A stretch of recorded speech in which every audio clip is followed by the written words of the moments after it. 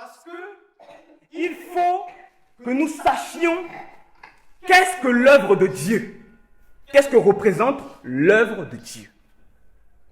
Il ne faut pas que nous abusions de notre ignorance pour bafouer cette œuvre-là. Alors, vu que je n'ai pas quelqu'un pour m'attraper ça, je vais prendre ça. Alors, Hébreux chapitre 13, verset 17 dit: Obéissez à vos conducteurs. alors, obéissons à nos conducteurs. Oui, Et ayez pour eux de la déférence. la différence, c'est le respect. Car ils veillent sur vos âmes. Car ils font quoi? Ils veillent sur vos âmes. Lorsque le sacrificateur vient ici à 5h30 pour faire le culte d'adoration, lorsque le sacristain, chaque 3 heures, vient sonner les clochettes, lorsque vous avez des couvents, des cérémonies, c'est eux qui vous assistent. C'est eux qui prient pour vous. C'est eux qui jeûnent pour vous. Et lorsque vous avez des travaux spirituels, c'est eux aussi qui les officient. Lorsque nous avons également, dans la liturgie de l'Église, les offices, c'est-à-dire le premier jeudi, culte du mercredi matin, bonheur, culte du vendredi matin, sanctification, c'est encore eux qui officient. Mais c'est en cela qu'ils veillent sur nos âmes. Donc nous devons en retour leur donner un peu quand même de considération. Amen. Continue, papa. Sur vos âmes dont ils devront rendre compte. Parce qu'ils doivent rendre compte à Dieu, vu que c'est Dieu qui les a établis. Donc ils doivent rendre compte à Dieu pour tout cela. Pour le fait qu'ils gardent le peuple de Dieu, parce que nous sommes le peuple de Dieu. Nous n'appartenons pas, comment dire ça? Nous n'appartenons pas à quelqu'un. Nous sommes le peuple de Dieu. Donc c'est pour ça qu'ils doivent rendre compte à Dieu. Pour tout ça. Oui, papa? Qu'il en soit ainsi. Qu'il en soit ainsi. Afin qu'ils fassent avec joie. Afin qu'ils fassent avec joie. Et non en gémissant. Et non en gémissant. Vous imaginez? Chaque jour, on bafoue l'homme de Dieu. On lui parle mal. Or, c'est lui qui bénit. C'est lui qui vous assiste lorsque vous avez des problèmes. Quand on met les bouteilles ici, là. Papa, ben, mets-moi l'eau. Or, derrière, on le bafoue. On dit, il ne faut pas qu'il fasse ça en gémissant. Parce que s'il fait ça en gémissant, vous n'allez rien avoir. Si cette eau devait vous guérir, ça va approfondir votre maladie. Oui, papa? Ce qui ne vous serait d'aucun avantage. Merci. Ce qui ne vous est d'aucun avantage. Donc, sachons honorer nos sacrificateurs. Et c'est en cela que ma prédication de ce soir s'intitule L'ordre dans l'Église. Alors, nous allons prendre le verset 9 dans la lecture. Deutéronome chapitre 1, verset 9. Dans ce temps-là, Alors, dans ce temps-là, je vous dis, je vous dis. je ne puis pas Oui, à moi seul oui. vous porter. Alors, Moïse, le grand Moshe, qui a libéré le peuple d'Israël, qui a fait traverser la mer Rouge, qui a pris un petit bâton et qui a avalé tous les serpents de Pharaon, qui les a sortis de la captivité, ce grand Moïse dit, je ne peux pas tous vous servir. C'est trop pour moi. Donc, verset 12. Comment porterai-je Alors, il dit, comment vais-je porter? Oui, à moi seul à moi seul, votre charge, votre charge, votre fardeau vos fardeaux et vos contestations? et vos contestations. Voici Moïse qui, je trouve, est sage. Parce que d'autres seraient accaparés toutes ces gloires-là. Il faut que tout le monde vienne vers moi. Il faut que tous les sujets viennent vers moi. Moïse dit non, je ne peux pas. Mais cette pensée-là, il ne la prend pas seulement de lui-même. Hein. Ça vient de son beau-père Jéthro. Exode chapitre 18. Dans Exode chapitre 18, Jéthro a vu Moïse. Tout le monde vient à lui. Fais-moi ma prière. Fais-moi ma délivrance. Faut me faire mon baptême. Faut me faire... Il dit, mais attends, Moïse, comment à toi toi seul, tu fais toutes ces choses-là. C'est pas possible. Il faut que tu délègues. Il faut que tu apprennes à déléguer. Exode 18, c'est bon? Verset 14. Le beau-père de Moïse Oui. vit tout ce qu'il faisait pour le peuple. Alors il a vu comment Moïse était dévoué, était acculé par les gens. Papa, fais-moi ma prière. Papa, fais-moi comme ça. Non, non, non. Et donc Jétro a vu ça. Oui, et il dit quoi? Et il dit, Oui. que fais-tu là avec ce Il peuple? dit, mais Moïse, qu'est-ce que tu es en train de faire là? Tu fais quoi? Tout le monde vient à toi du matin au soir, tu ne te reposes pas. Oui? Pourquoi cesses-tu seul? Pourquoi tu sièges seul? Et tout le peuple se tient-il devant toi Oui? depuis le matin jusqu'au soir? Ah, Moïse répondit à son beau-père, oui? ce que le peuple vient à moi, que Oui? le peuple vient à moi pour consulter Dieu. Va au verset 19. Maintenant, Oui? écoute ma voix. Il Je vais dit, te donner un Moïse, conseil. écoute ma voix. Or, Jétro là, on dit c'est un sacrificateur de Madian. C'est un Madianite.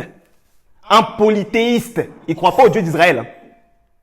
Il ne croit pas au Dieu d'Israël. Mais écoutez ce qu'il va donner comme conseil à Moïse et qui va se répercuter à nous aujourd'hui là.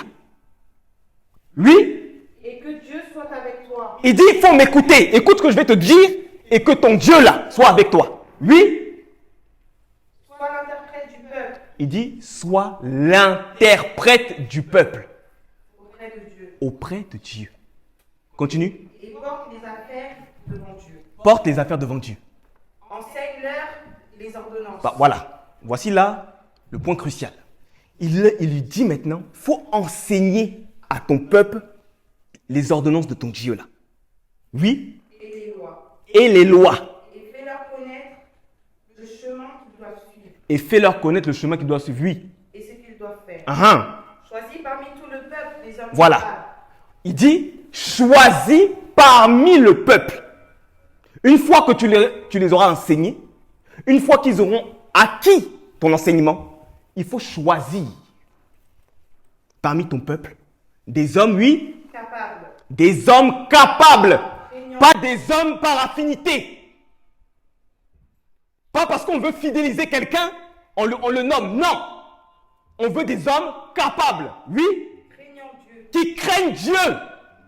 Des hommes intègres. Des gens qui sont intègres, qui sont présents. On ne fidélise pas les gens parce que non, il ne vient pas tout le temps. Bon, on va lui donner la prédication. Non. Non, non, non, non, non. Ce n'est pas ça l'ordre de Dieu. Il faut qu'ils soient intègres. Oui.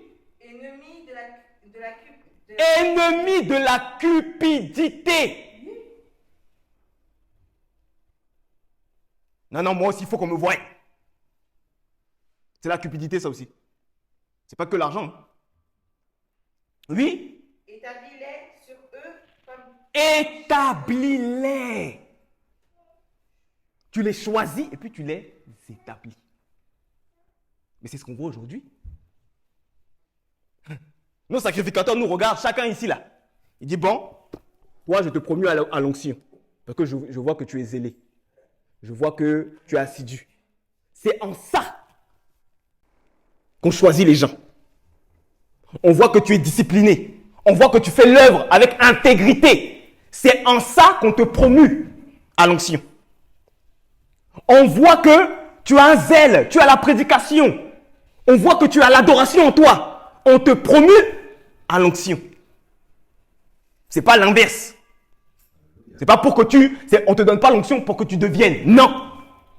C'est parce qu'on a vu en toi et tu deviens. Continue jusqu'au 24. chef de sang. Voilà, donc on t'établit sous chef de sang, ça veut dire quoi? Ça veut dire que par exemple, attends, je t'établis à la chorale, je t'établis par exemple président des jeunes, je t'établis, je ne sais pas moi, sacristain, je t'établis président des femmes, toutes ces choses-là. On regarde d'abord. Donc c'est de ça que la prédication parle ce soir. Parce que Jétro a donné donc conseil à Moïse, voici comment tu dois faire pour alléger ta charge. Parce que ce n'est pas encore, imaginez-vous, c'est le chargé qui vient, et puis il vient, bon, venez, on va faire réunion des femmes.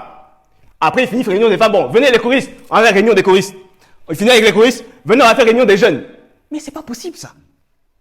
Il ne peut pas tout faire seul. C'est pour ça qu'il a il a ses offices et puis après il délègue. Parce qu'il ne peut pas tout faire seul. Il va se fatiguer. Et le but, ce n'est pas qu'il se fatigue. Vas-y, continue jusqu'au 24. Il juge le peuple.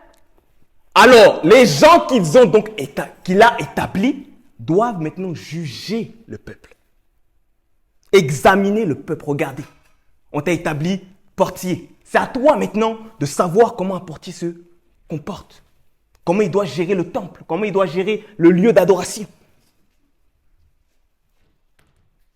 Il t'a établi président des femmes. C'est à toi de rassembler les femmes. Parler aux femmes. Parler aux jeunes filles.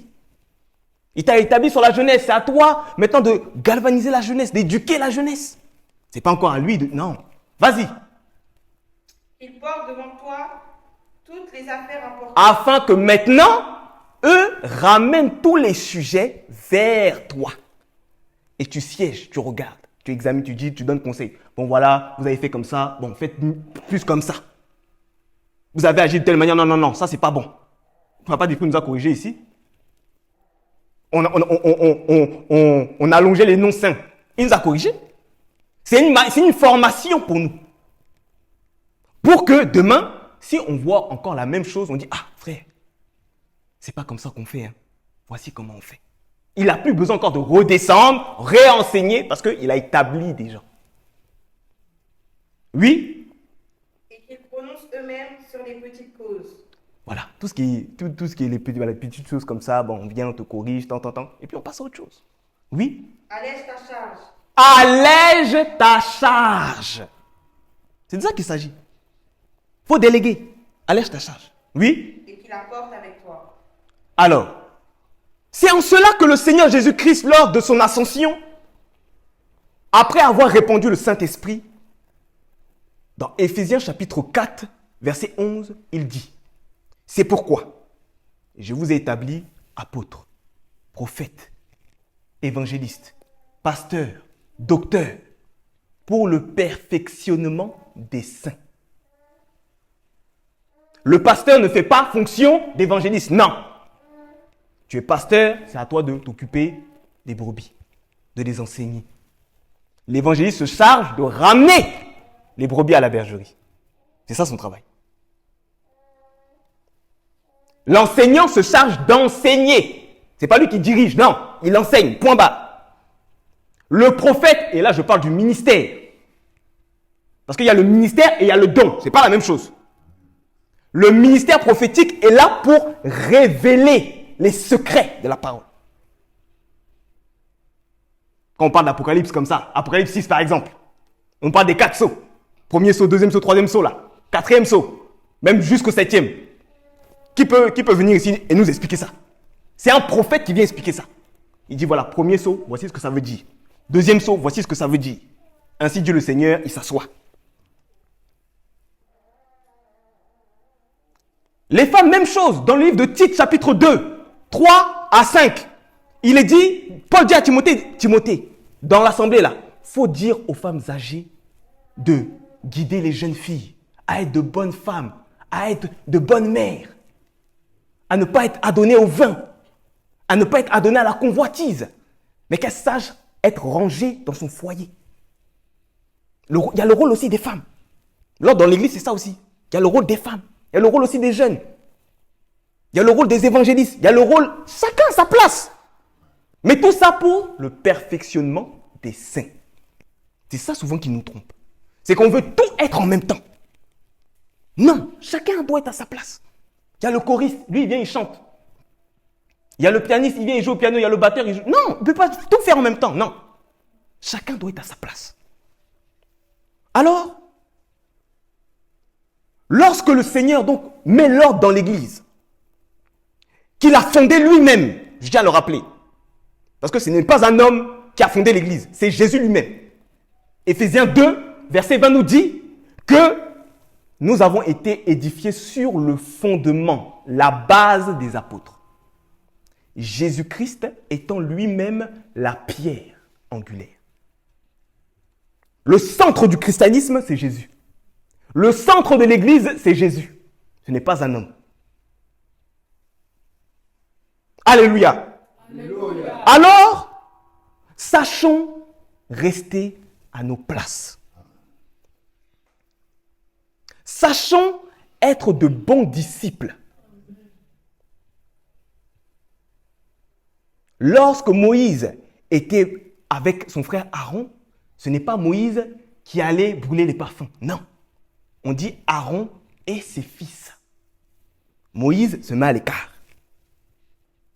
Et tous ceux qui brûlaient les parfums, tous ceux qui étaient sacrificateurs, c'est la lignée d'Aaron et leurs fils. Moïse était là comme interprète de la parole de Dieu. Point barre. C'est pour ça que dans Nombre 12, lorsque sa sœur et puis Aaron commencent à murmurer, Dieu lui-même il dit non. La manière dont je parle à Moïse, ce n'est pas la même manière dont je vous parle à vous. Vous, je vous parle à travers des songes quand vous dormez là. Mais lui, je lui parle bouche à bouche, face à face. Et je ne lui cache rien. Vous encore, je peux vous donner des choses, après je cache. Mais à lui, je me révèle complètement. Vous n'êtes pas la même chose. Donc, sachons rester à nos places. Et comme je le disais au début, sachons également honorer nos sacrificateurs. Il faut qu'eux aussi, ils puissent jouir de leur... Prends-moi le livre de 1 Corinthiens chapitre 9. 1 Corinthiens chapitre 9, 1 à 3. Il faut aussi qu'ils puissent être dans la joie lorsqu'ils officient. Lorsqu'ils font les cultes, lorsqu'ils nous bénissent. Il faut qu'ils soient dans la joie, pas dans la tristesse. Parce que, comme le texte disait, ça ne va pas nous servir à quelque chose. Ne suis-je pas libre? Alors, Paul dit, ne suis-je pas libre? Ne suis-je pas apôtre? Mais Papa Després n'est-il pas chargé? N'ai-je pas vu Jésus notre Seigneur? Papa Shengi n'est-il pas sacrificateur? N'êtes-vous pas mon œuvre dans le Seigneur? Mais si on est ici là, c'est pas dans son œuvre on est? Alors, oui, continue. Si pour d'autres je ne suis pas apôtre, Si pour les autres là, ils ne sont rien, je le suis au moins pour vous. mais nous quand même là, pour nous quand même c'est quelque chose. Papa Després pour nous ça doit être quelque chose. Papa Shengi pour nous ça doit être quelque chose. Papa Urbain ça doit être quelque chose pour nous. Oui, Car vous êtes le sceau de mon apostolat car nous sommes le sceau de leur sacrificature dans le Seigneur. dans le Seigneur. Verset 3. C'est là ma défense contre ceux qui m'accusent. C'est là leur défense. Lorsque les gens vous disent, mais vous là, Papa Shengi, mais pour nous, nous sommes le sceau de son apostolat. Nous sommes le sceau de sa sacrificature. Oh, Papa Després, mais il est fatigué, il faut qu'il laisse. Non! Nous sommes le sceau de sa sacrificature. Bien-aimés, je termine là en vous disant, sachons encore une fois honorer nos pères.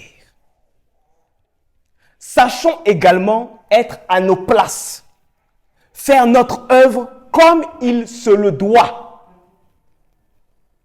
Parce que Dieu est un Dieu d'ordre, pas un Dieu de désordre, pas un Dieu qui s'éparpille. Non. Voilà pourquoi il dit, même si vous parlez 1000 langues, même si vous connaissez tous les mystères de Dieu, si vous n'avez pas l'amour, c'est rien du tout. C'est comme si vous versez l'eau dans la mer. Ça ne sert à rien. Alors, peuple de Dieu, le thème de ce soir, c'était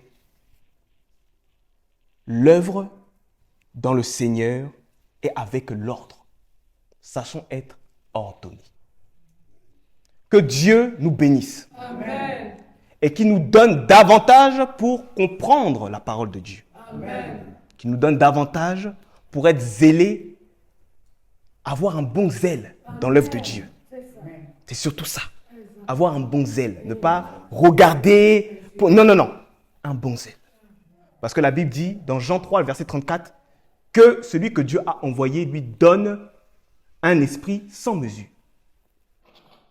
Et celui que Dieu a envoyé doit dire uniquement les paroles de Dieu. Alors, que Dieu nous bénisse. Amen. Et qu'il nous assiste. Amen. Et que cette parole puisse rester dans la table de vos cœurs. Amen. Au nom de Jésus. Amen.